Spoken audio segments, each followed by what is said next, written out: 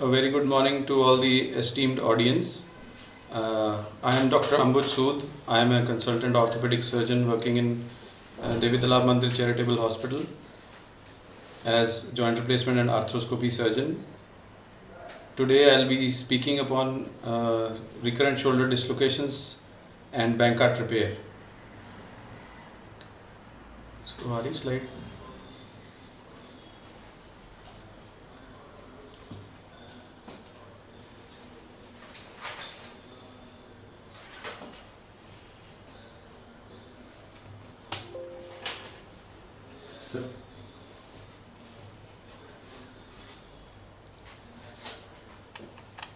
So shoulder joint is basically a ball and socket joint where this can be compared to a golf ball and a tee, where the surface area of the glenoid is very less as compared to the surface area of the humeral head. So this provides shoulder a great range of motion, but range of motion comes at the cost of stability. Shoulder is a highly unstable and most frequently dislocated joint with a 2% incidence of recurrent dislocation in general population. So once the shoulder is dislocated, the redislocation rates are around 90% in patients younger than 20 years. And it decreases as the age advances. So the shoulder is an inherently stable joint. The stabilizers of shoulder are static and dynamic stabilizers. The most important stabilizer being the labrum. What is the labrum? Labrum, as you can see on the picture on the right, labrum is a rim of connective tissue which is deepening the shallow glenoid cavity. The purpose of the labrum is to deepen and enlarge the glenoid surface. And the other stabilizers are capsule, glenohumeral ligaments and coracohumeral ligaments. Now coming on to the dynamic stabilizers of shoulder, rotator cuff is the most important dynamic stabilizer. As you can see on the video on the right side, there is a group of muscles, anteriorly the subscapularis muscle, posteriorly the infraspinatus and the teres minor muscle, which act as dynamic stabilizer during the different ranges of motion of shoulder joint. Other stabilizers are biceps tendon and coracoacromial arch. So how does the patient present when he comes with the history of recurrent dislocation? You will always have a history of a first significant traumatic episode following which the shoulder has dislocated and has been reduced by a doctor or a quack or somebody who knows how to reduce the dislocation, or sometimes the patient is able to reduce the joint himself. After that, there will be repetitive instances of subluxation and dislocation. The patient will feel pain on external rotation and abduction of the shoulder joint, and patient will often complain of instability of shoulder. So in clinical examination there are a battery of tests, but apprehension test, relocation test and release test are the most commonly used tests. What is a Bankart lesion? Shoulder is most commonly dislocated anteriorly, and most common lesion in anterior dislocation is a Bankart lesion.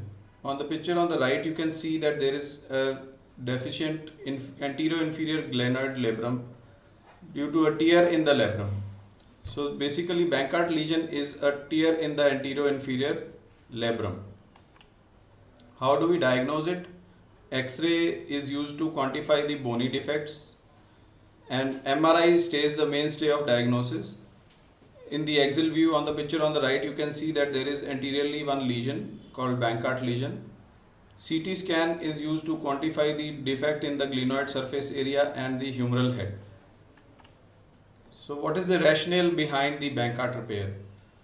On the picture on the right you can see a suture anchor where the screw goes into the bone and the threads hanging out of the screw are used to tie up the soft tissues, the glenoid labrum. So this is how the patient is positioned. We are standing behind the patient and patient is in lateral position and the screen is in front of the patient. So starting with this video, the surgeon is standing behind the patient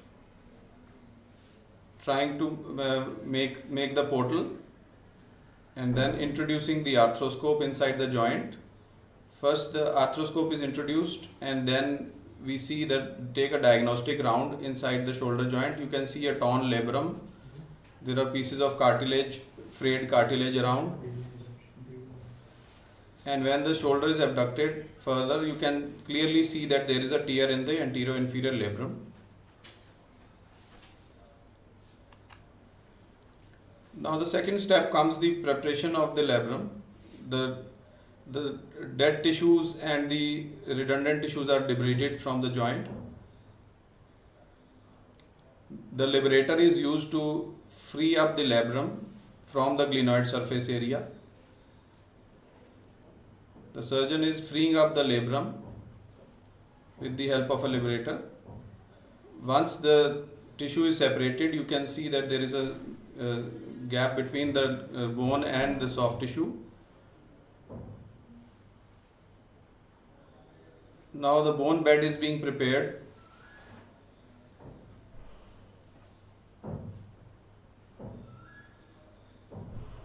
Once the bone bed is prepared, you can clear off the debris,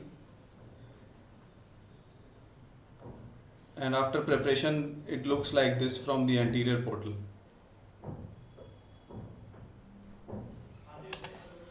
So once the labrum is freed, then comes the knot tying procedure. First we put the anchor on the face of the glenoid. The bone is being drilled. The next step will be to introduce the anchor. The anchor is being hammered into the glenoid bone, gently hammered into the bone. Now after the anchor is released,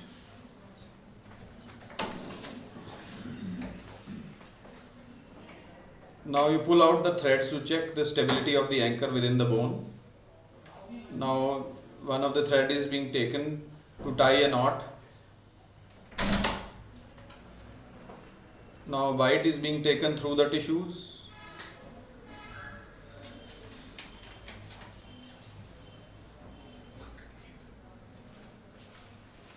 As the thread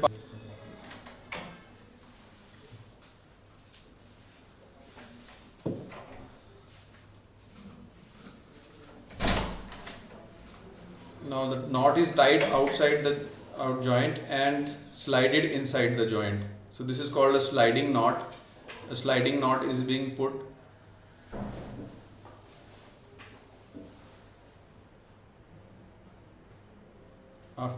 Now it is being fastened, and with the help of a knot pusher, the knot is being pushed into the joint. Once the knot is pushed into the joint, the labrum is held with the other instrument, and it is secured. The knot is secured inside the joint to make it tight. A similar procedure is being repeated with the other anchor, and this is how it finally looks like. If we view through the anterior portal, there is a nice bump in the anterior side. So the anterior-inferior labrum is being tied to the glenoid surface, and it forms a nice bumper, and this prevents the further dislocation. So after 3 months after the surgery, this is how the patient progresses, and he is now back to normal. So thank you very much for your patient listening.